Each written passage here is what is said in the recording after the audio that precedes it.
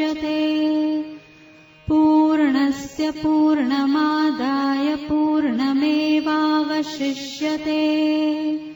ॐ शान्ति शान्ति शान्तिः।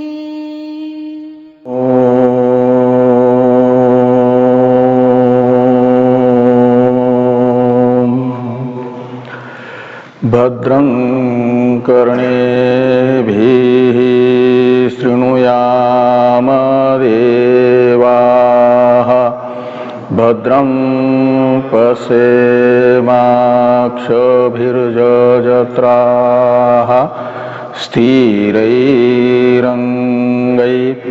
तुष्टुवागुंशस्तनूभिर्व्यसेमा देवहितं जदायुः। स्वस्ति न इन्द्रो वृद्धस्रवाः। स्वस्ति नः पूषा विश्ववेदाः। स्वस्ति नस्तार्क्ष्यो अरिष्टनेमिः। स्वस्ति नो बृहस्पतिर्दधातु। ॐ शान्ति शान्ति शान्तिः। शङ्करं शङ्कराचार्यं केशवं बादरायणं सूत्रभास्य कृतो वन्दे भगवन्तौ पुनः पुनः। ईश्वरो गुरुरात्मेति मूर्तिभेदविभागिने व्योमवद्व्याप्तदेहाय दक्षिणामूर्तये नमः। ॐ शान्ति शान्ति शान्तिः।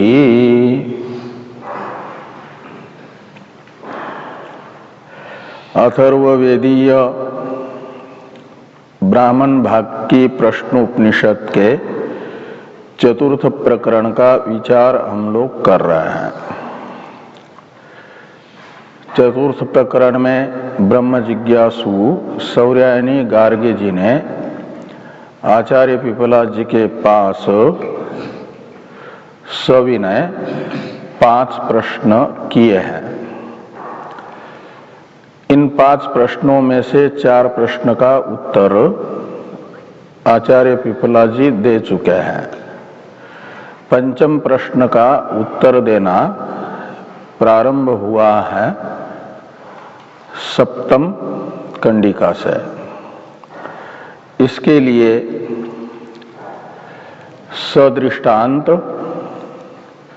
संक्षेप में पहले उत्तर दिया। सप्तम कंडिका में पंचम प्रश्न था कस्मिन्नु सर्वे संप्रतिष्ठिता भवन्ति, अर्थात प्रत्यक्षादि लौकिक प्रमाण से गृह्यमान जो भोक्तृ भोग्यात्मक समस्त जगत है वह किसमें अध्यस्त है, इन सब का अधिष्ठान कौन है। ये चतुर्थ प्रश्न है एक प्रकार से तुरीय आत्मस्वरूप विषयक।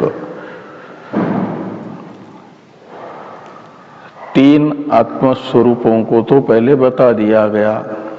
वे आत्मा के 3 पाद हैं और चतुर्थ पाद है ज्ञेय रूप स्वरूप। और जो आत्मा के त्रिपादात्मक हैं ये है ज्ञेय आत्मज्ञान के साधन।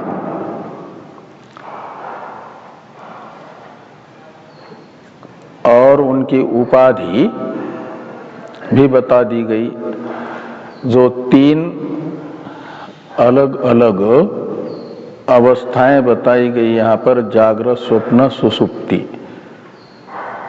इन जागृत, स्वप्न, सुषुप्ति रूप अवस्थाओं का धर्मी बताया गया मन को। सब व्यापार बाह्य इंद्रिय सहकृत मन है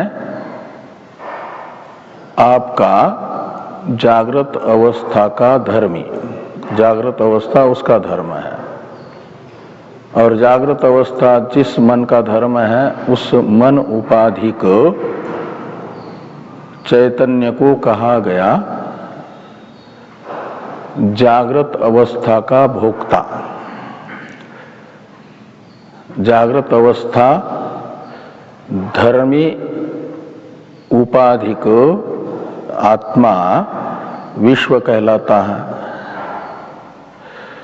और स्वप्न अवस्था का धर्मी बताया गया बाह्य इंद्रिय निरपेक्ष केवल सब व्यापार मन को। तद उपाधिक चैतन्य कहलाता है आत्मा का द्वितीय पाद तेजस। और सब व्यापार मन नहीं अपितु व्यापार रहित सामान्य अवस्थापन्न मन को कहा गया सुषुप्ति अवस्था का धर्मी। तद उपाधिक चैतन्य को कहा गया प्राज्ञ।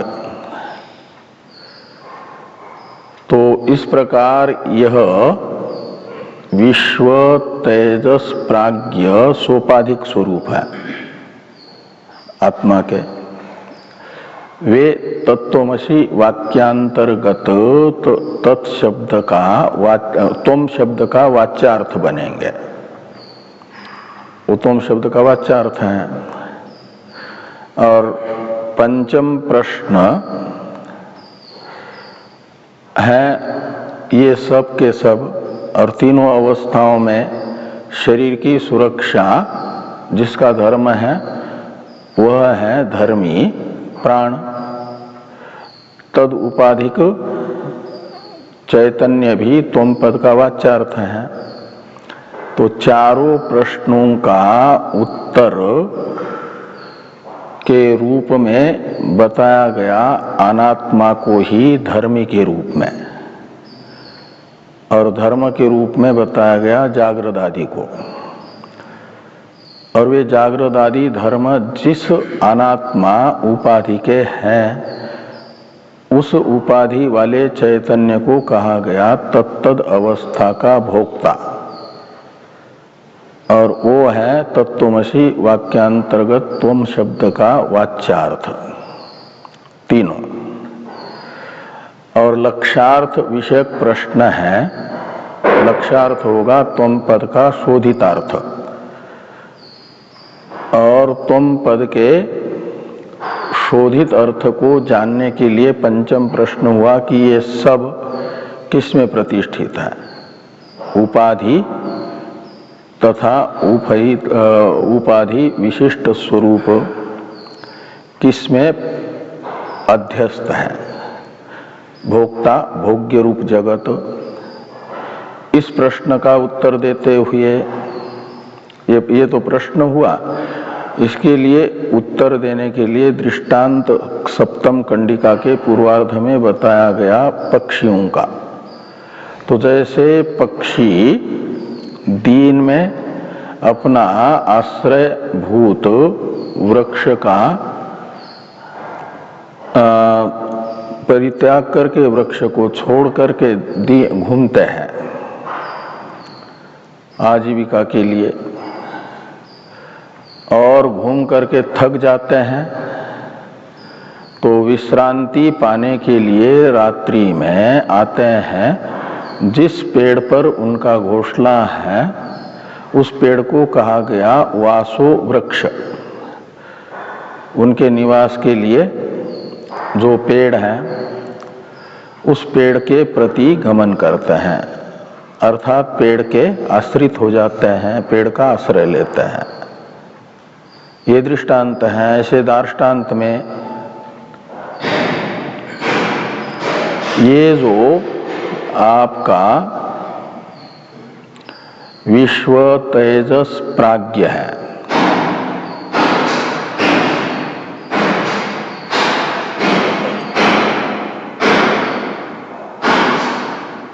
यही समय है इनका।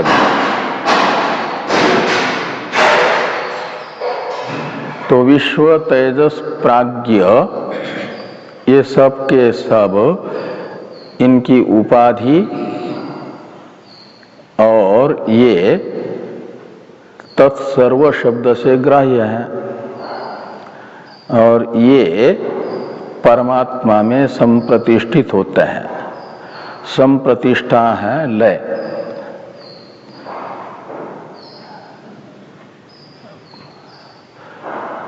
और ये परमात्मा में संप्रतिष्ठित होंगे, यानी परमात्मा में इनका लय होगा कब? तो लय होता है 4 प्रकार का। लय के कितने प्रकार हैं? 4। कौन से?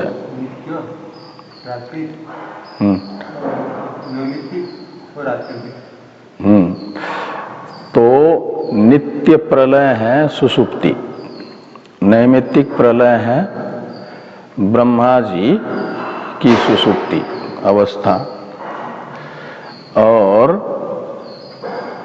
प्राकृत प्रलय है ब्रह्मा जी के 100 वर्ष होने के बाद संपूर्ण कार्य का विलय प्रकृति में। प्रकृति है अव्याकृत माया, यानी मूल कारण अवशिष्ट रहेगा, बाकी सबका लय होगा, तो प्राकृत लय हो गया। उसे महाप्रलय भी कहा जाता है।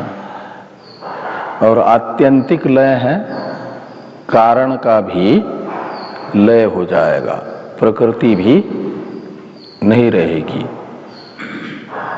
वो आत्यंतिक लय है। आत्यंतिक लय होता है ज्ञान से। तो संप्रतिष्ठा शब्द से आत्यंतिक लय को लीजिए। ये जो तत्सर्व शब्द से ग्राह्य वक्ष्यमान पृथ्वी आदि जगत है, भोग्य भोग साधन और भोक्ता रूप जो जगत, ये सारा तत्शब्द से ग्राह्य है। वह परमात्मा में संप्रतिष्ठित होता है का मतलब सम्यक प्रकार से लीन होता है।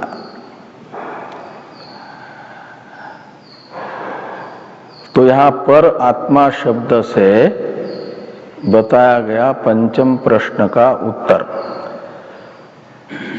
पंचम प्रश्न, कस्मिन्नु सर्वे संप्रतिष्ठिता भवन्ति,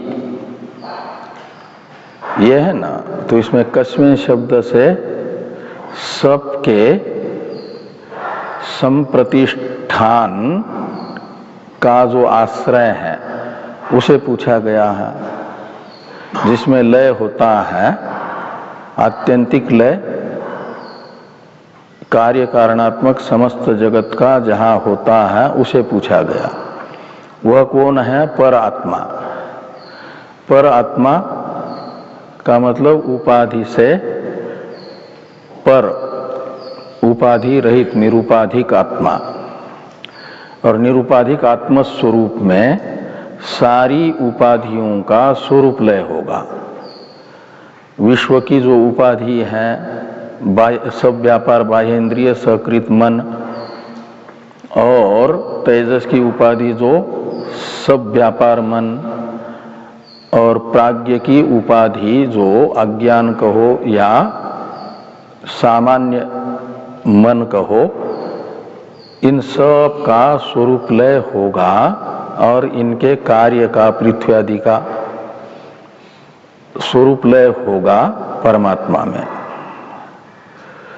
और जब उपाधि ही नहीं रही तो जो उपहित स्वरूप था विश्व तेजस प्राज्ञ नाम से कहा जाने वाला, वह जैसे अलग अलग गड्ढों में बारिश का जल जमने के बाद विलय हो जाता है, तो सूर्य का प्रतिबिंब पड़ता है उसमें और वो कुछ समय बाद सूख जाए जल, तो अलग अलग गड्ढों में जल के कारण प्रतीयमान जो सूर्य प्रतिबिंब वह बिंबभूत सूर्य में एकीभूत होता है। ऐसा विश्व तेजस प्राज्ञ नाम से उपाधि के कारण जो प्रतीत हो रहा था वह जो बिंब रूप स्वरूप है उसमें अवस्थित होता है, उसका स्वरूप ले नहीं होता, बिंब रूप से अवस्थान रहता है। ये बात पर आत्मनि संप्रतिष्ठते इससे बताई गई है। अब संप्रतिष्ठते के कर्ता के रूप में बताया गया था सप्तम कंडिका के उत्तरार्ध में तत्सर्वम शब्दार्थ को। तत्सर्वम यह सर्वनाम है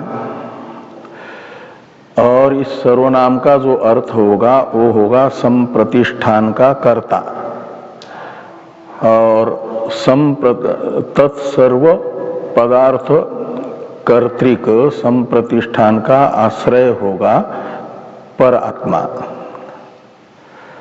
और आश्रित होंगे संप्रतिष्ठान है लय और लीन होने वाले हैं तत्सर्वम शब्द से ग्राह्य। वे कौन है ये जिज्ञासा हुई। तत्सर्वम शब्द से ये तत्सर्वम सर्वनाम किसका बोधन कर रहा है, किसे बता रहा है, ये जिज्ञासा होने पर इस जिज्ञासा को शांत करने के लिए बताया जा रहा है अष्टम कंडिका के द्वारा तत्सर्व पदार्थ को। अष्टम और नवम ये दो कंडिकाएं हैं।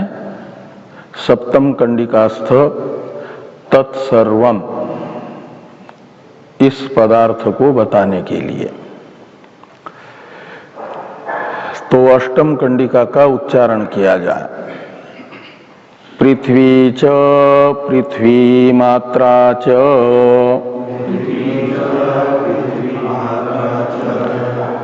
आपश्च आपो मात्रा च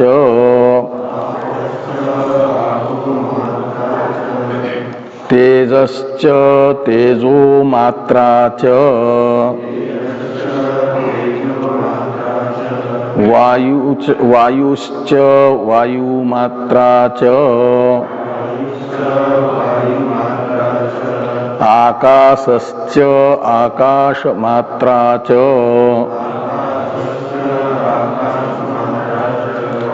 चक्षुश्च द्रष्टव्यञ्च श्रोत्रञ्च श्रोतव्यञ्च घ्राणञ्च घ्रातव्यञ्च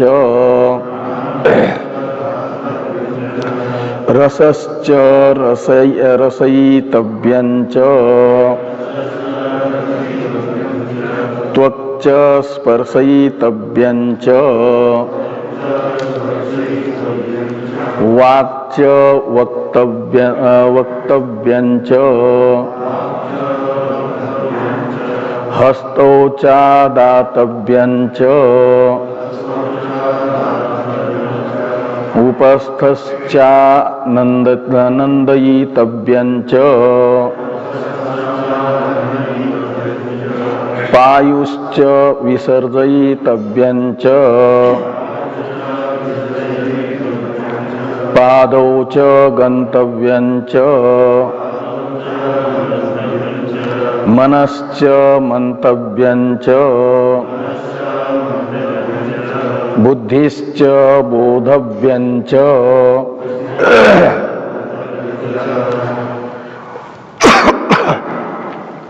अहंकारश्चाहंकर्तव्यञ्च चित्तञ्च चेतयितव्यञ्च तेजश्च विद्योतयितव्यञ्च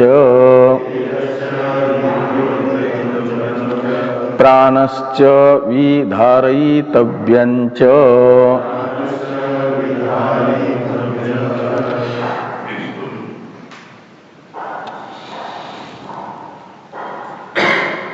तो इसमें दो जगह मूल कंडिका में थोड़ा वो है ना, एक अक्षर छूट गया है। कहाँ पर? हाँ, श्रोत्र के पास। हाँ, वो तो श्रोत्रम में वो स्रोत हुआ है, श्रोत्रम होना चाहिए। एक च भी छूटा है ना एक जगह।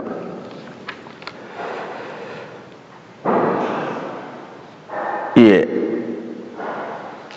हस्तौच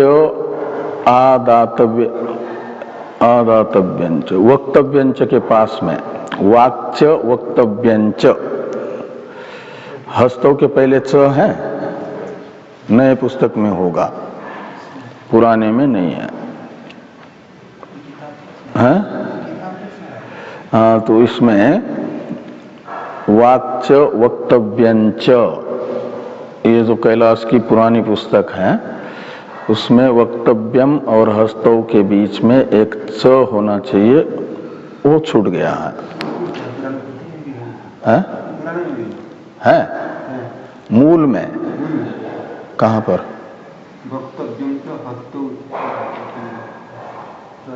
इसमें तो नहीं है। हाँ? अच्छा, और श्रोत्रम, यहाँ पर स्रोत ये छपा है ना, होना चाहिए श्रोत्रम। और भाष्य में श्रोत्रम को ठीक छपा है तो श्रोतव्यम में भी त्र कर दिया, जबकि वहां त्र ही होना चाहिए। तो पृथ्वी च पृथ्वी मात्रा च, इसमें पृथ्वी शब्द से लेना स्थूल पृथ्वी, पृथ्वी मात्रा शब्द से लेना सूक्ष्म पृथ्वी को। जो पंचभूत है ना, उनके अवान्तर दो प्रकार हैं, सूक्ष्म पंचभूत, स्थूल पंचभूत। स्थूल पंचभूतों का ही दूसरा नाम है पंचीकृत पंचमहाभूत, और सूक्ष्म भूतों का नाम है अपंचीकृत महाभूत। तो यहाँ पर पृथ्वी, आपः, तेजः, वायुः और आकाशः, ये जो प्रथमांत शब्द हैं, इनसे स्थूल पृथ्वी को, स्थूल जल को, स्थूल तेज, वायु और आकाश को लेना, यानी पंचीकृत पृथ्वी आदि को बताएगा। स्थूल कहा जाता है जिसमें शब्दादि पांचों गुण रहते हैं। तो पृथ्वी में तो अभिव्यक्त पांचों गुण हैं। आकाश में भी गंध और रूप है कि नहीं? हाँ? स्थूल आकाश में गंध रूप रहेगा ना, क्योंकि पंचीकरण हुआ है। तो आकाश का तो केवल आधा हिस्सा है ना, बाकी 12.5% तो चार भूतों का हिस्सा है। तो पृथ्वी का भी 12.5% अंश स्थूल आकाश में होने से पृथ्वी, वो जो 12.5% पृथ्वी है, वह अपना जो विशेष गुण है गंध, उसको साथ में लेकर के जाएगी कि नहीं जाएगी? ऐसे जल भी अपने रस को साथ में लेकर के जाएगा, और तेज तथा वायु भी अपने रूप एवं स्पर्श विषय को लेकर के ही आकाश के आधे हिस्से के साथ अन्वित होंगे। तो लेकिन कहा जाएगा स्थूल बन जाएगा, ये पंचीकरण हो जाएगा तो आकाश ही, जिसका प्रतिशत अधिक है, उसी वही मालिक होगा ना, उसी के नाम से माना जाएगा इसे,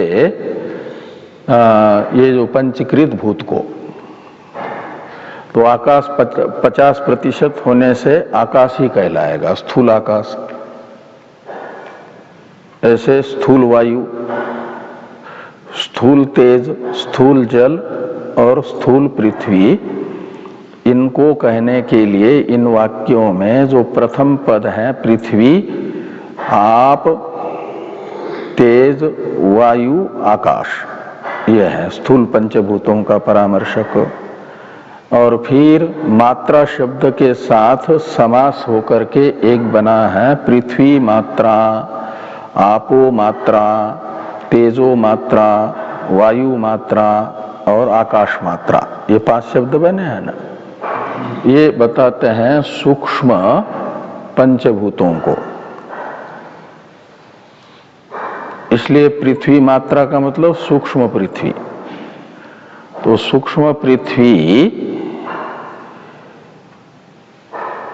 वो अपना जो विशेष गुण है गंध, तद्वती रहेगी,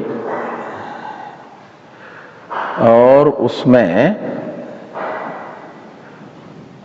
पूर्ववर्ती 5 भूतों के, 4 भूतों के विशेष गुण रहेंगे कि नहीं रहेंगे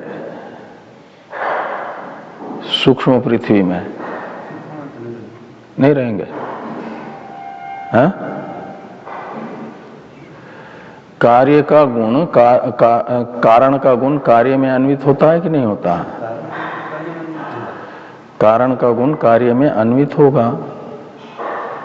तो तैत्रीय श्रुति में बताया गया तस्माद् वा ये तस्माद् आत्मनः आकाश संभूत, आकाशात वायु संभूत। तो आकाश से वायु की उत्पत्ति हुई का मतलब आकाश उपाधिक चैतन्य से वायु की उत्पत्ति हुई। तो वायु का कारण केवल अव्याकृत उपाधिक चैतन्य को नहीं माना जाएगा ना, माया उपाधिक चैतन्य मात्र नहीं है, आकाश उपाधिक चैतन्य भी है। तो जो उपाधि ही की उत्पत्ति हो रही है, चैतन्य तो जैसा का तैसा है, तो उपाधि से उपाधि की उत्पत्ति हो रही है। कारण कार्य कारण भाव उपाधि में ही होगा ना। तो आकाश भी वायु का कारण बना। तो वहां जो तैत्रीय में 5 भूतों की उत्पत्ति बताई है, वह स्थूल उत्पत्ति बताई कि सूक्ष्म भूतों की उत्पत्ति बताई है? आत्मना आकाश संभूत आकाशात वायु, वायोः रग्नि रग्ने आपः अद्भ्य पृथ्वी अद्भ्य अन्नम, ये जो बताया जा रहा है, ये सूक्ष्म आकाश आदि की उत्पत्ति है या स्थूल आकाश आदि की उत्पत्ति है? पंचीकृत आकाश आदि बताए गए वहां। यदि सूक्ष्म बताए हैं तो मानना पड़ेगा कि सूक्ष्म वायु का कारण सूक्ष्म आकाश भी है। मानेंगे तो ख्याति बता देगा। हाँ? ख्याति बताएगा। ख्याति रामानुज सिद्धांत में सब में अन्वित है, सब में अन्वित है। हाँ, लेकिन नियम तो कहता है कि अधिकरण विपरीत से होंगे, इसी हिसाब से तो नहीं मानना पड़ेगा। क्या होता है? जैसे कि सब में सब रहते हैं, ये किसी जो रावण आदि मानते हैं, इसी प्रकार हो जाएगा। नहीं, सब में ये थोड़ा है कि आकाश में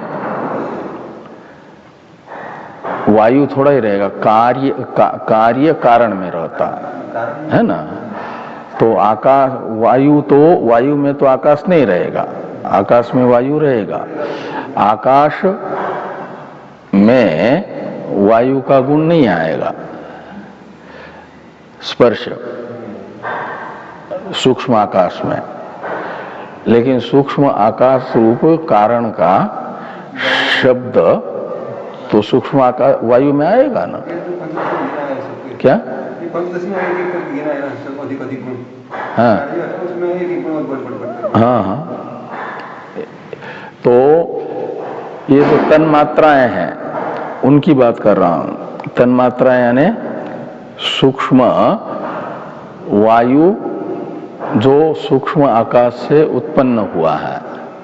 तो सूक्ष्म आकाश में रहने वाला जो सूक्ष्म आकाश का गुण है वो वायु में आएगा कि नहीं आएगा? है सूक्ष्म वायु में। तो सूक्ष्म वायु हो जाएगा 2 गुण वाला, 3 गुण वाला हो जाएगा सूक्ष्म तेज, 4 गुण वाला हो जाएगा सूक्ष्म ये जल, और 5 गुण वाली हो जाएगी सूक्ष्म पृथ्वी। ऐसा मानना पड़ेगा। तो ऐसा होता है कि नहीं होता? फिर तो सूक्ष्म में भी, सूक्ष्म पंचभूतों में भी तारतम्य मानना पड़ेगा ना, कि पृथ्वी सूक्ष्म भूतों में जो पृथ्वी है वो अति स्थूल है, उसकी अपेक्षा सूक्ष्म है जल, उसकी अपेक्षा सूक्ष्म है तेज। लेकिन तेज की दृष्टि से वायु जल और पृथ्वी को देखेंगे तो स्थूल ही हो जाएंगे, ये मानना पड़ेगा, क्योंकि अधिक गुण वाला है ना।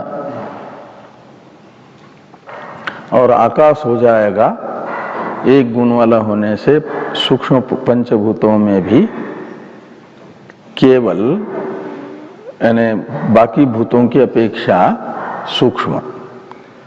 तो इनमें भी सूक्ष्मता में तारतम्य मानना पड़ेगा, किसी की अपेक्षा से सूक्ष्म है।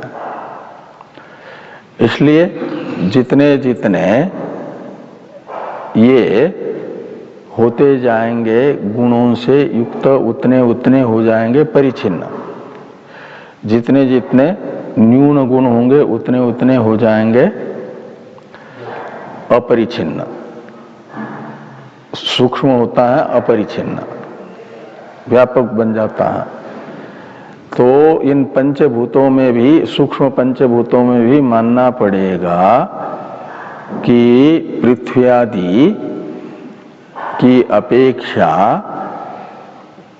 जलादि व्यापक है।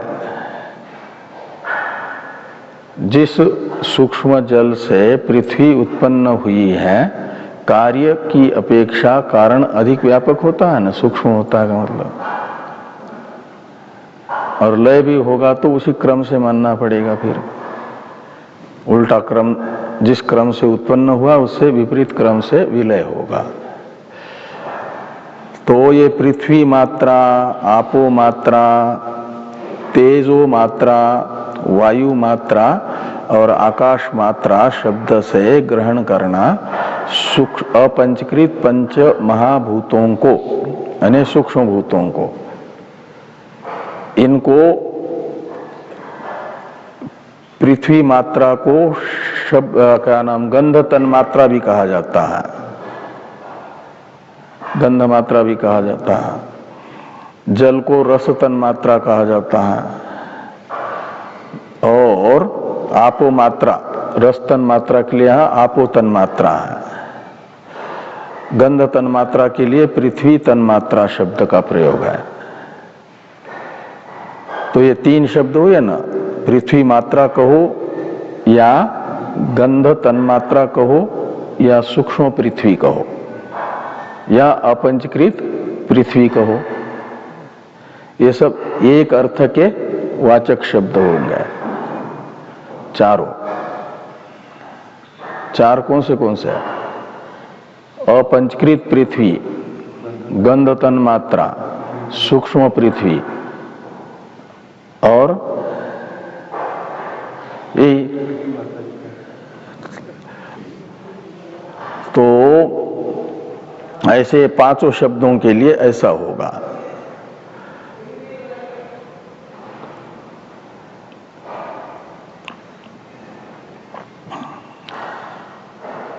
तो चक्षुश्च, यहां तक ये पंच सूक्ष्मभूत तथा पंच स्थूलभूत बताए गए। इनका क्यों वर्णन किया जा रहा है? तो जिज्ञासा हुई, एवं हवै तत्सर्वं पर आत्मनि संप्रतिष्ठते, इस वाक्यस्थ सर्व पदार्थ कौन है? तत्सर्व, ये सर्वनाम किसको बता रहे हैं? तो तत्पदार्थ को बताने के लिए ये कहा जा रहा है कि सूक्ष्म पंचभूत तथा स्थूल पंचभूत तत्पदार्थ है। तो क्या केवल पंचभूत मात्र को ही तत्पदार्थ कहा जाएगा? कहते नहीं, और भी इन पंचभूतों का जो कार्य है भौतिक, वो कौन है? तो सूक्ष्म भूतों का कार्य पहले बताया जा रहा है। आपके चक्षु, श्रोत्र, घ्राण, रस एवं त्वक, ये जो पांच शब्द हैं, ये पांच इंद्रियों के परामर्शक हैं। पांच शब्द पांच इंद्रिय के परामर्शक है ना। इनसे बताया जा रहा, इनसे बताए गए अपंचीकृत भूतों के सत्वगुण के परिणाम रूप पांच इंद्रिया, ज्ञानेन्द्रिया, वे अलग अलग पांच भूतों के सत्वगुण का कार्य है।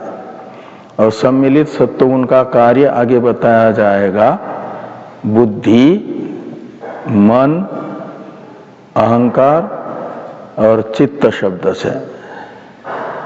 अंतःकरण चतुष्टय को बताया जाएगा सम्मिलित इन पंचभूतों के सत्वगुण का कार्य, सत्वगुण का परिणाम। तो ये अभी तो बताए गए अलग अलग सत्वगुण के परिणाम रूप आपके तीन भूत, क्या नाम, पांच इंद्रिया, ज्ञानेन्द्रिया। किनसे? चक्षु, श्रोत्र, घ्राण, रस और त्वक शब्द से।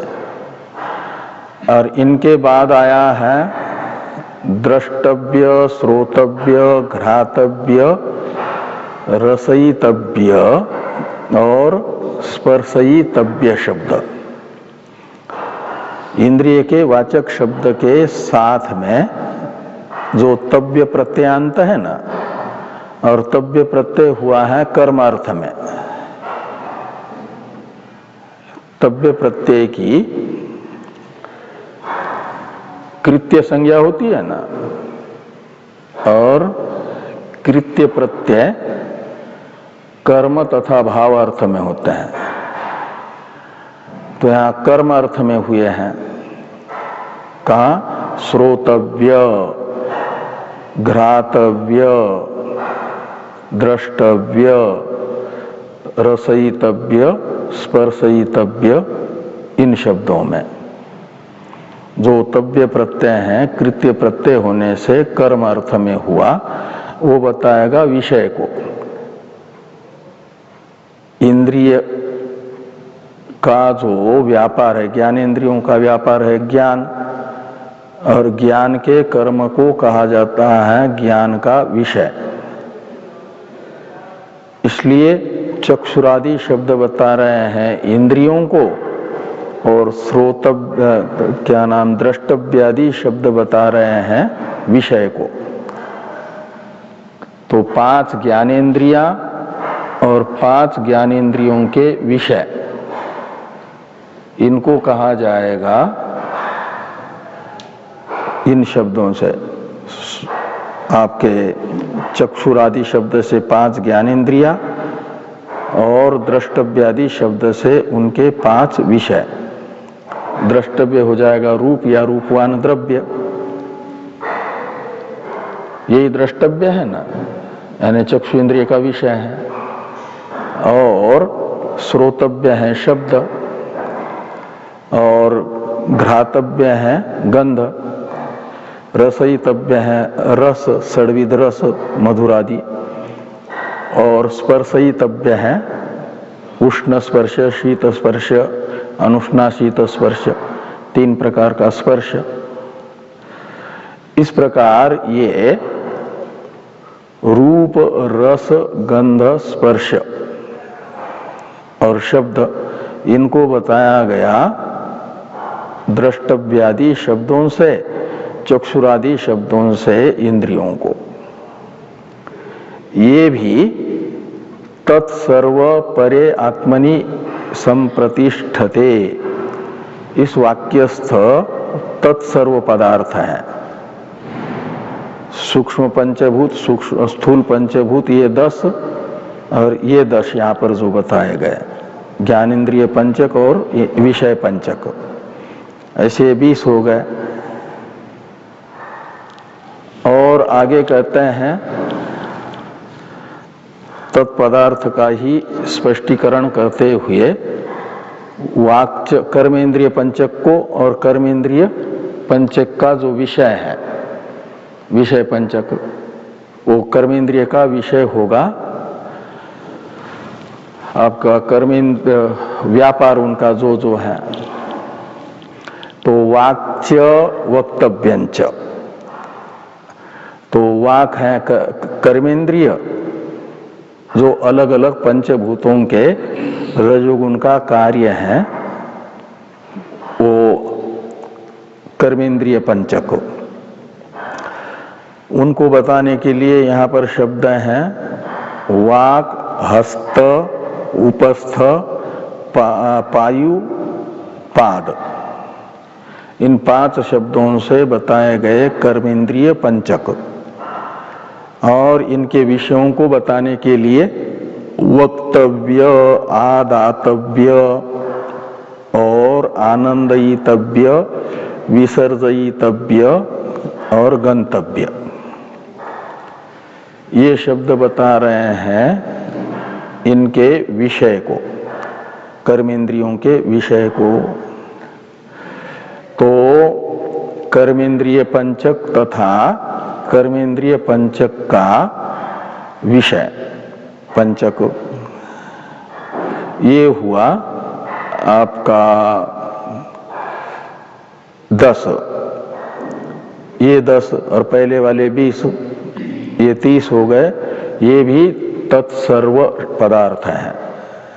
तत्सर्व पर आत्मनि एकी भवन्ति, इस वाक्यस्थ। आगे हैं अंतःकरण चतुष्टय तथा अंतःकरण चतुष्टय का विषय, ये हो जाएगा अष्टक। अंतःकरण चतुष्टय और विषय चतुष्टय, तो अष्टक हो जाएगा ना। तो 30 और 38, पहले 30 त्रिदशक बताए हैं ना, दशक त्रय बताए गए, और ये अष्टक कहो या चतुष्टय द्वय कहो। तो मनश्च मंतव्यंच, इसमें मन शब्द से अंतःकरण चतुष्टय का ही एक वृत्ति विषय लेना, वृत्ति विशेष, और मंतव्य है उसका विषय। बुद्धि, ये भी अंतःकरण चतुष्टय का एक वृत्ति विशेष है और उसका विषय है बोधव्य। अहंकार भी है वृत्ति विशेष अंतःकरण चतुष्टय में, और अहंकर्तव्य है उसके अभिमान का विषय। और अहंकार है अभिमानात्मक, और अभिमान का विषय हो जाएगा अहंकर्तव्य। और चित्त अंतःकरण चतुष्टय में एक वृत्ति विशेष और चेतयितव्य है उसका विषय। इस प्रकार ये 8 और पहले वाले 30 38 हुए। और भी बताते हैं 4। तो पहले 2 बताए जा रहे हैं, तेजश्च विद्योतयितव्यंच, इस शब्द से। यहां पर तेज शब्द से सूर्यादि का तेज नहीं लेना, अपितु तेज शब्द से लेना ये जो त्वग इंद्रिय का गोलक है। त्वग इंद्रिय का गोलक कौन है? त्वग इंद्रिय का गोलक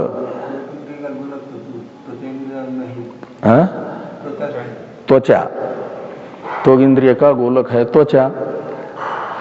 और त्वचा 2 प्रकार की होती है।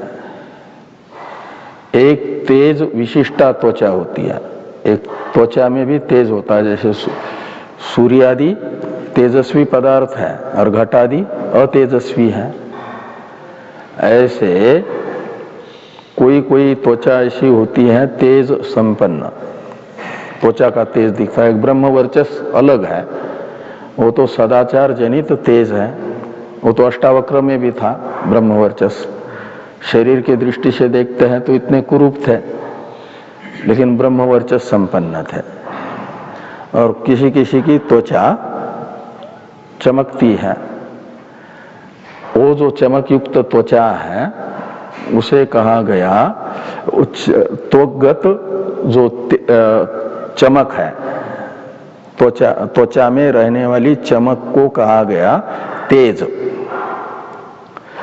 और विद्योतयितव्य कहा गया उससे चमकने वाला पदार्थ। तेज तो हुआ त्वचागत चमक, और उस चमक से चमकने वाला जो होगा उसे कहा जाएगा विद्योतयितव्य। तो त्वचागत तेज से चमकता कौन है? त्वचा ही। त्वगत यानी त्वचागत तेज त्वचा को चमकाता है। तो वो जो त्वचा की चमक है वो हुआ तेज पदार्थ, और उसे चमकने वाली त्वचा हो गई विद्योतयितव्य पदार्थ। तो ये तेजश्च विद्योतयितव्यंच, ये 2 हो गए ना। और प्राणश्च विधारयितव्यंच, तो प्राण और प्राण का विषय है विधारयितव्य, यानी प्राण जिसका विधारण करता है, प्राण के द्वारा धारित जो है उसे विधारयितव्य कहा जाएगा। तो इस प्रकार विधारयिता प्राण और विधारयितव्य प्राण के द्वारा धारण किया जाने वाला वो शरीर। तीनों अवस्थाओं में शरीर की रक्षा कौन करता है? प्राण ही। प्राण ही शरीर को बैठने के बाद बैठाए रखता है, गिरने नहीं देता। जब खड़ा होना होता है बैठने के बाद, तो शरीर को खड़ा भी कौन करता है? प्राण ही। और फिर खड़े खड़े कुछ दिन रुकना है, खड़े रहना है, तो प्राण ही खड़े व्यक्ति को गिरने नहीं देता, रोके रखता है। इसलिए माना जाता है विधारयितव्य प्राण का, जिसको प्राण रोके रखा हुआ है वह वस्तु विधारयितव्य हुई। और प्राण हुआ उस वस्तु का विधारक। शरीर आदि का विधारक है प्राण, और प्राण से विधारयितव्य है शरीर आदि। ये सब जो है ये चतुष्टय और वो अष्टक, ऐसे 12 हुए और पहले वाले 30, 42 पदार्थ हुए। और च शब्द से ले लीजिए बाकी अनुक्त सब पूरा जगत अनात्मा मात्र, खाली इतने ही तत्सर्व पदार्थ नहीं है, अपितु तत्सर्व पदार्थ अनुक्त यहाँ जो उक्त है इससे अतिरिक्त भी है, अनात्मा मात्र है। और उस अनात्मा मात्र का तत्सर्व परे आत्मनि एकी संप्रतिष्ठते, इस वाक्यस्थ तत्सर्व शब्द से ग्रहण करके परमात्मा में संप्रतिष्ठान समझना, ये यहाँ पर बताया गया। उपाधि मात्र को परमात्मा में संप्रतिष्ठित बताया गया। अब इन्हीं उपाधि के कारण आत्मा का दृष्टा, स्पृष्टा, श्रोता, रसयिता, घ्राता इत्यादि नाम आता है।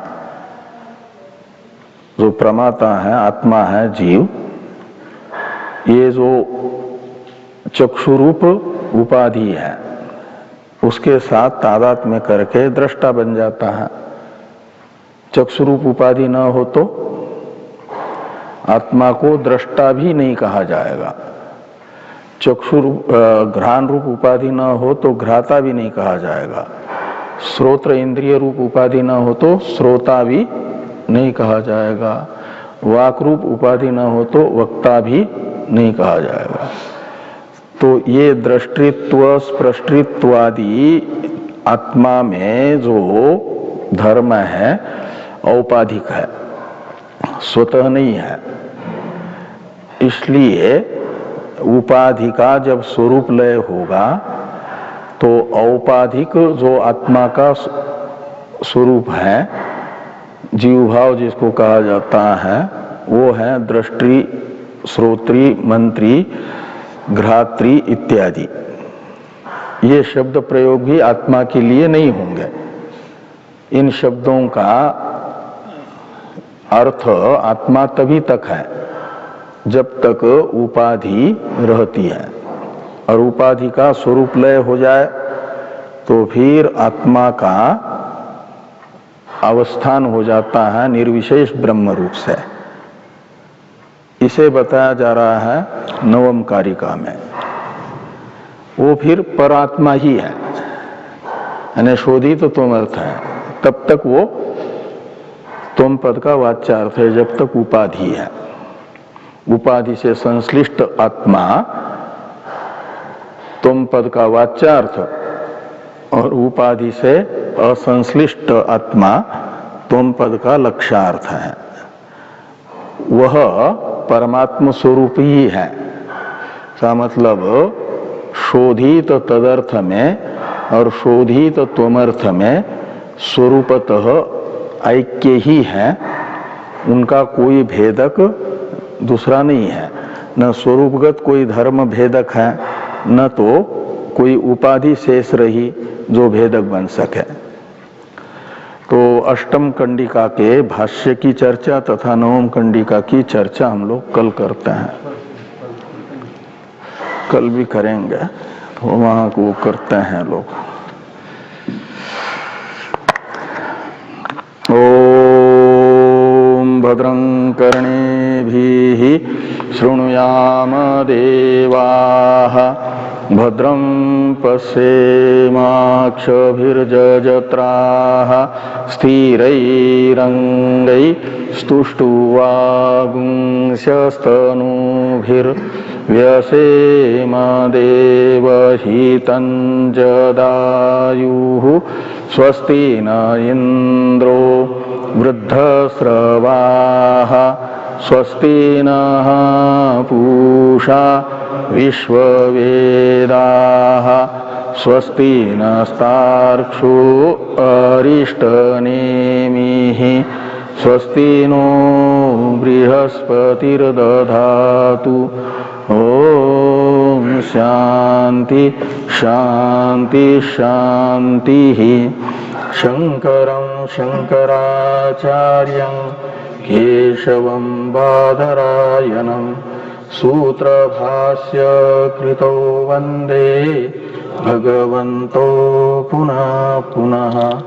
ईश्वरो गुरुरात्मेति मूर्तिभेद विभागिने व्योमवद्व्याप्तदेहाय दक्षिणामूर्तये नमः।